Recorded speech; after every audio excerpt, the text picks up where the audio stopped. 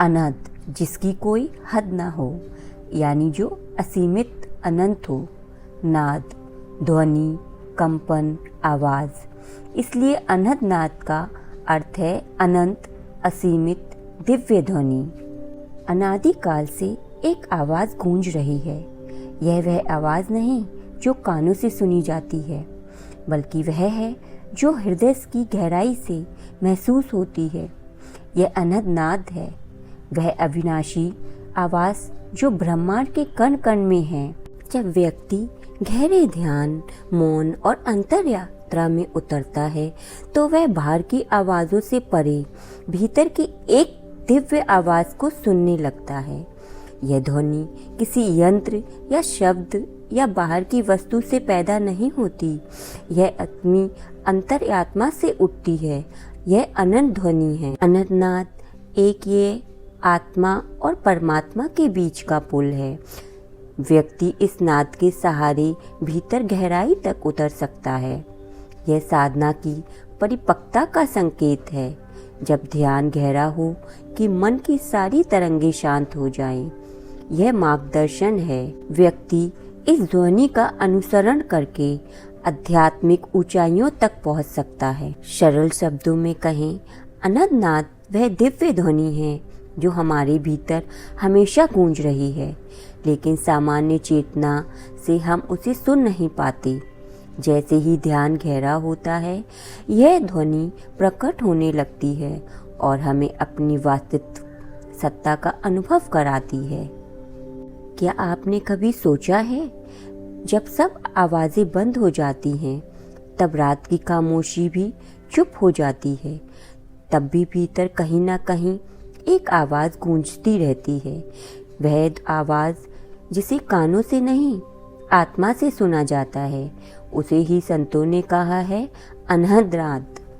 अनंत नाद दो शब्द हैं। अनंत यानी जिसकी कोई सीमा ना हो, और नाद यानी ध्वनि, कंपन, आवाज़।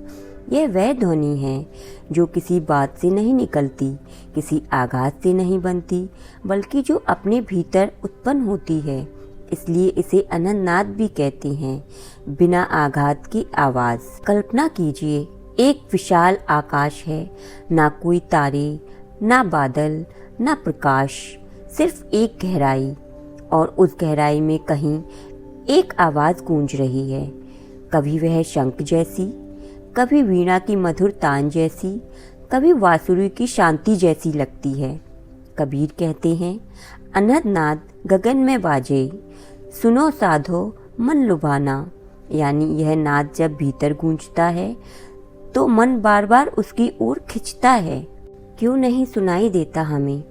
आप सोच सकते हैं, अगर आप नाद हमेशा भीतर है तो हम इसे क्यों नहीं सुन पाते? उत्तर सरल है, लेकिन हमारे भीतर का शोर बहुत अधिक है। विचारों का शोर, इच्छाओं का शोर, डर, चिंता, यादों का शोर। जिस तरह कोई नदी का जल गंदा हो तो उसमें चांद का प्रतिबिंब साफ दिखाई नहीं देता, वैसे ही मन अशांत होता है तो यह दिव्य नाद हमें नहीं सुनाई देता। संतों ने कहा है, ध्यान, मौन और अंतर यात्रा के गहरे क्षणों में यह नाद अपने आप प्रकट होता है। यह किसी को जल्दबाजी में नहीं सुनाई देता। यह तो आत्मा का उपहार है जो साधक को तब मिलता है जब वह भीतर उतरने लगता है। गुरु ग्रंथ साहिब ने कहा है, अनंत शब्द बाजे निरंतर, यानी यह नाद निरंतर गूंज रहा है। सिर्फ व्यक्ति को उसकी सुनने की क्षमता विकसित करनी है। ज़रा कल्पना कीजिए, आप ध्यान में बैठे हैं, सांस धीरे धीरे शांत हो रही है, विचार एक एक करके पिघल रहे हैं, और तभी भीतर कहीं एक ध्वनि सुनाई देती है।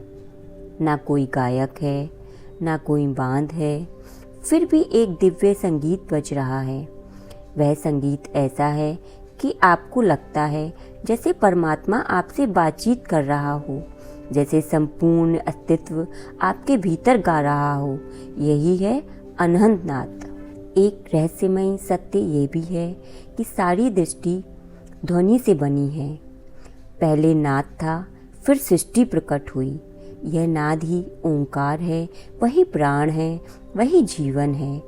जब व्यक्ति अनहद नाद को सुन लेता है तो मानो वह अपनी जड़ में लौट आता है। वह समझ लेता है कि मैं शरीर नहीं हूँ, मैं मन नहीं हूँ, मैं तो उस शांत ध्वनि का अंश हूँ जो आदिकाल से गूंज रही है। अनहद नाद कोई कल्पना नहीं है, यह एक सच्चा अनुभव है जिसे संतों ने पाया, योगियों ने सुना और साधारण मनुष्य भी सुन सकते हैं। शर्त यही है, मन को शांत करना होगा। जितना मौन भीतर उतरेगा उतना ही ये नाद स्पष्ट होगा।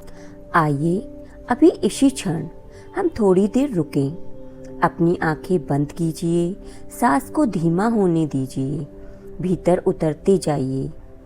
सोचों का शोर कम कीजिए और महसूस कीजिए कहीं गहराई में एक ध्वनि है, एक झनकार है, एक अनसुना संगीत है। यह संगीत आपके होने का रहस्य है।